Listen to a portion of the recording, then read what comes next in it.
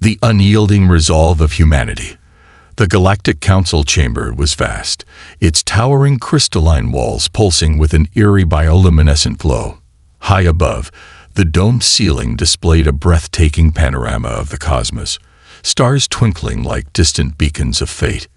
Yet within this grandeur, tension crackled like a live wire, suffocating all present.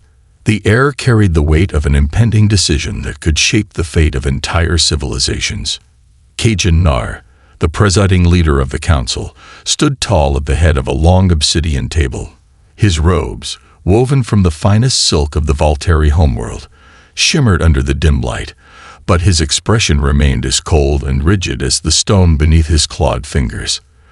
The murmurs among the alien delegates ceased the moment he raised a hand. Silence, heavy and foreboding, fell over the chamber. "The planet Earth," he announced, his deep voice laced with condescension, "has rejected our ultimatum." A hushed gasp rippled through the assembly. Whispers slithered like restless specters in the vast chamber as various species exchanged uneasy glances. The council had extended its decree to Earth, expecting compliance, as had been the norm with other lesser civilizations. The human race was an anomaly, defiant, unpredictable. But surely no species was foolish enough to reject the might of the Galactic Dominion. Every gaze turned toward the lone human in the room. Captain Elias Kane stood at the far end of the chamber, arms folded behind his back, his stance unwavering despite the piercing stares of alien dignitaries. His uniform was pristine, black with gold accents, a stark contrast to the elaborate regalia of those around him. A ghost of a smile played on his lips, but his eyes were sharp, calculating. He observed the proceedings not as a man standing before his executioners, but as a strategist watching his opponents make their first misstep. Kajin Nar's expression darkened. "Representative of humanity," he said, his voice a blade scraping against steel. "Do you have anything to say to justify this defiance, or are you prepared to watch your civilization be reshaped?" Kane took a step forward, the polished boots of his uniform echoing against the crystalline floor. His expression remained composed, unshaken. He tilted his head slightly, his voice a calm ripple in the tense atmosphere. "I didn't come here to justify anything," he said. "I came to ask a simple question." Kajin Nar narrowed his reptilian eyes. "A question?" Kane nodded, his gaze sweeping across the chamber, locking onto each council member in turn, as if peeling back layers of arrogance and fear. "Have any of you ever faced humanity in despair? Have you ever seen what we're capable of when we have nothing left to lose, but still refuse to back down?" A stillness settled over the room, deeper than before. No one answered. Kane pressed on, his tone steady, but now carrying an undercurrent of something more, something ancient, something unbreakable. "We have fought on shattered lands, under skies torn apart by fire and ash, where everything around us screamed that surrender was the only option. But we didn't." His voice sharpened, cutting through the silence like a razor. "We stood, not because we were stronger, but because the word surrender simply isn't in our nature." He let his words settle like stones sinking into deep waters. Some of the council members shifted uneasily, their expressions flickering between contempt and uncertainty. Kajin Nar, however, remained unmoved. "Your resilience is admirable," he admitted, though his tone was devoid of genuine praise. "But it changes nothing. The Dominion will proceed as planned. Earth's defiance will be met with force." Kane exhaled slowly, shaking his head as if disappointed. "You still don't understand, do you?" He stepped closer to the council table, placing his hands on its cold surface. His next words were delivered with quiet finality. "You're not the first to threaten us, and you won't be the last. But I promise you this: you will regret underestimating humanity." The chamber erupted into chaos. Council representatives murmured, some whispering urgently into their communication devices, others glaring at Kane as if they could will his existence away through sheer indignation. The tension in the room had reached a fever pitch, and for the first time, uncertainty flickered in Kajin Nar's expression. He had seen many worlds break under the Dominion's rule, had witnessed the surrender of entire star systems without a fight. But the way Kane spoke, the unwavering fire in his eyes, it was different. Kane took a step back, straightening his uniform. "Earth does not seek war," he stated, his voice carrying through the uproar. "But if you force us into one, remember this." He paused, his gaze unwavering. "In the darkest of times, the light of humanity burns brightest." Without waiting for a response, he turned on his heel and strode toward the exit. The heavy doors of the council chamber groaned as they slid open, and as they closed behind him, they left behind a room steeped in turmoil and fear. As Kane walked down the dimly lit corridor, he released a slow breath, not a sigh of exhaustion, but a deliberate exhale to make room for focus. He knew this was only the beginning. A voice called out behind him, sharp and clear. "Elias." Kane turned to find Ming, humanity's leading scientist, approaching with hurried steps.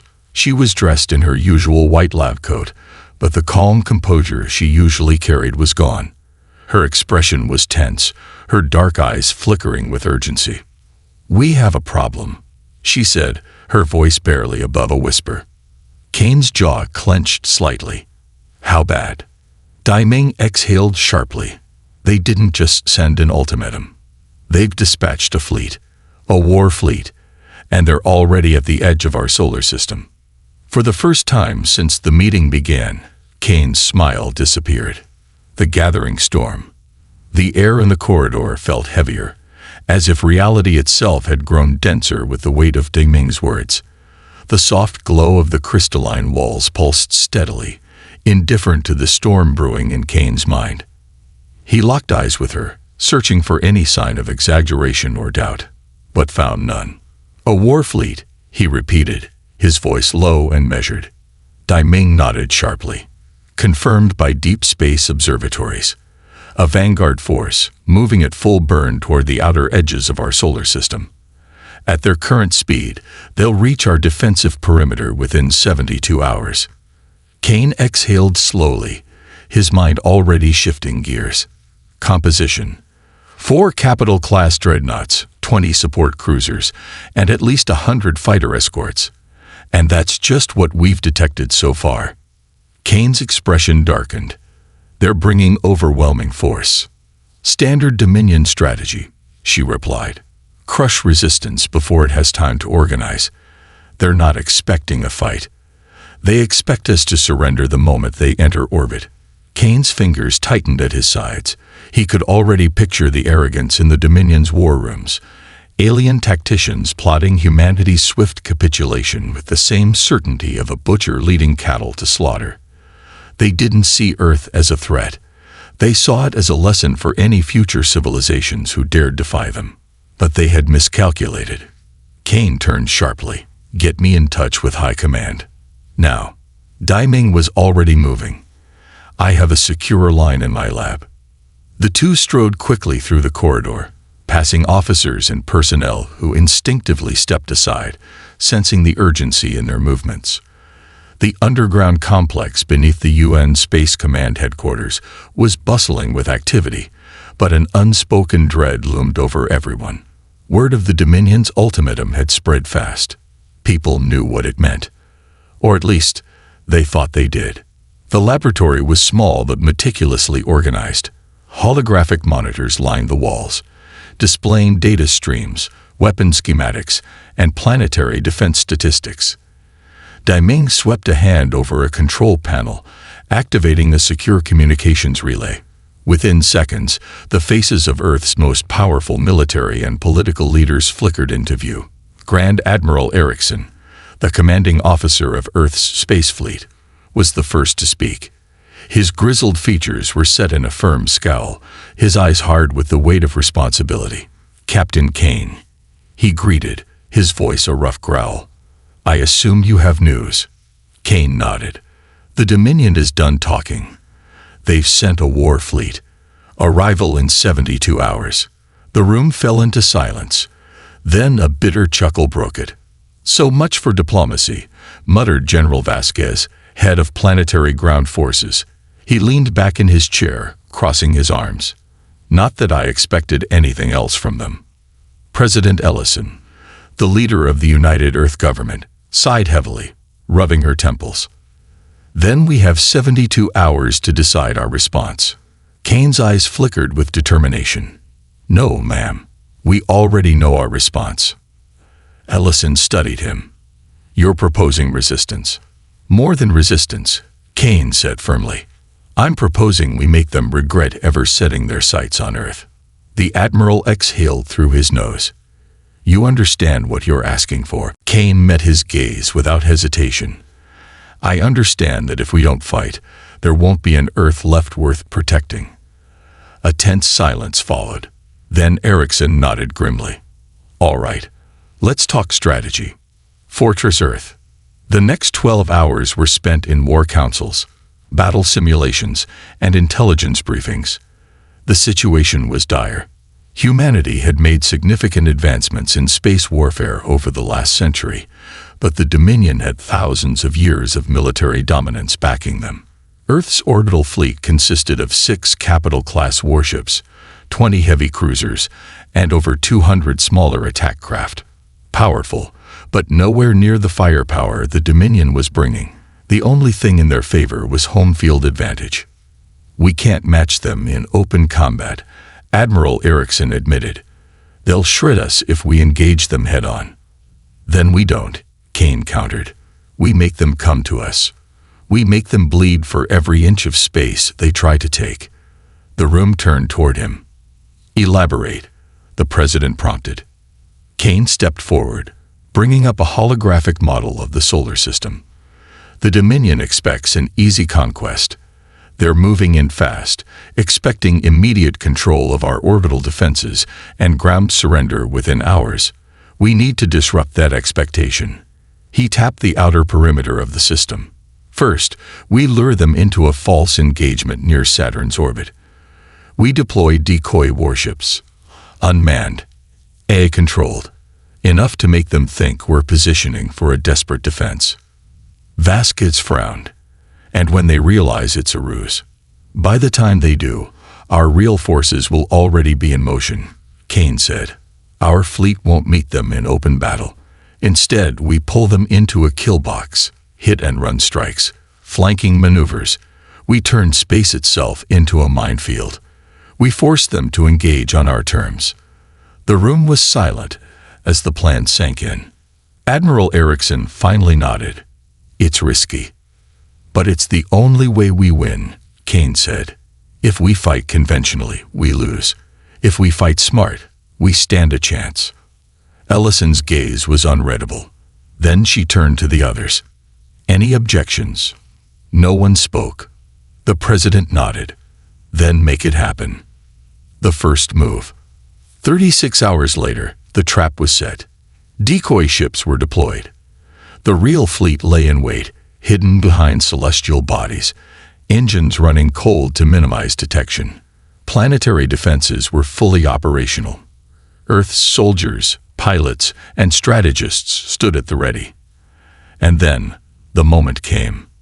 A deep space alert blared across the command centers. Unidentified vessels entering outer system. Confirmed Dominion war fleet. ETA to engagement zone. 36 hours. Kane stood at the bridge of the UES Vanguard, his hands clasped behind his back, watching the incoming threat through the reinforced viewport. The endless black of space stretched before him, littered with stars. But among them, he saw something new, something sinister. A formation of warships, sleek and menacing, slicing through the void like predators closing in on their prey. A slow, grim smile formed on his lips. They're here. The ambush at Saturn. The vast emptiness of space seemed calm, serene even. The rings of Saturn stretched across the void like a frozen tidal wave, their shimmering particles reflecting the distant light of the sun. To the untrained eye, this sector of the solar system was nothing more than a celestial graveyard of ice and rock. But hidden within the labyrinth of floating debris and planetary shadows lay the carefully positioned forces of Earth. Captain Elias Kane stood at the command bridge of the UES Vanguard, his eyes locked onto the holographic display hovering before him. The incoming Dominion war fleet glowed a menacing red against the soft blue indicators marking Earth's defensive positions. The fleet was larger than anticipated. The Dominion had dispatched 6 dreadnoughts instead of the expected 4. Their support cruisers numbered in the dozens, and the sheer number of fighter escorts made Kane's stomach tighten. New readings confirm an additional 2 capital ships. Damien's voice rang out over the comms, her tone betraying a hint of unease. They're committing more forces than we predicted. Kane clenched his jaw. This was no mere punitive strike. This was extermination. Status on decoys? He asked. All active and transmitting false energy signatures. Lieutenant Kieran reported from the tactical console. They should register as full-sized warships on Dominion scanners.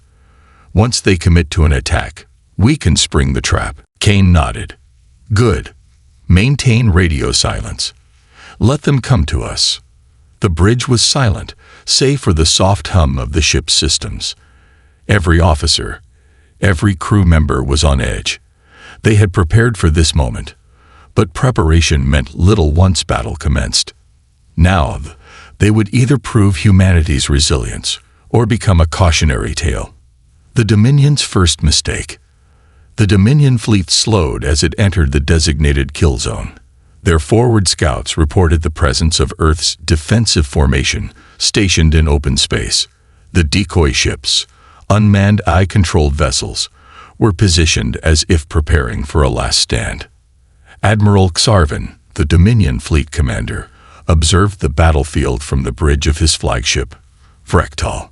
His golden armor reflected the dim glow of tactical displays, his elongated fingers tapping against the armrest of his throne-like command chair. Pathetic, he murmured, his voice a deep guttural hiss. The humans had arrayed their forces in standard defensive formation. Primitive, predictable. They had taken the bait, preparing to resist the inevitable. Deploy forward assault squadrons, he ordered. Crush them quickly. I want their leaders alive for interrogation. His sub-commanders obeyed without hesitation. Hundreds of Dominion fighters surged forward, flanking the incoming cruisers as they advanced. The dreadnoughts, colossal behemoths bristling with weaponry, held their position for long-range bombardment. It was a classic Dominion tactic: overwhelm and annihilate. But something was wrong. Seconds before the Dominion fleet opened fire, the human warships vanished. Not exploded, not destroyed. Simply disappeared. Admiral Xarvan's 4 crimson eyes narrowed. What is this? His communications officer frantically examined the sensor logs. It appears the enemy fleet was a deception. Xarvan finished, his voice barely above a whisper. Realization came too late. From behind the debris fields of Saturn's rings, the true might of Earth's forces emerged. The human counterstrike. Kane gave the order without hesitation. All units, fire at will. The darkness of space erupted into chaos. Railguns thundered, hurling hypervelocity slugs toward the exposed Dominion fleet. Missile silos ignited, sending waves of projectiles streaking through the void. Pulses of directed energy lanced forward, cutting through the first wave of alien cruisers like blades through flesh. The Dominion fleet, caught off guard, scrambled to respond. Their dreadnoughts powered up their shields, but it was already too late. The first human missiles had reached their targets. Explosions blossomed in the void. 2 Dominion support ships were obliterated instantly, their hulls torn apart by kinetic impacts and cascading energy detonations. Aboard the Vrektal, alarm screamed as Admiral Xarvan shot to his feet. Returned fire. All vessels, defensive maneuvers. The Dominion ships retaliated, unleashing a devastating barrage of plasma cannons and disruptor beams. Space itself seemed to tremble as the 2 fleets exchanged relentless fire. Kane gripped the command rail as the Vanguard shuddered under a near miss. Stay evasive, he barked. Keep them guessing.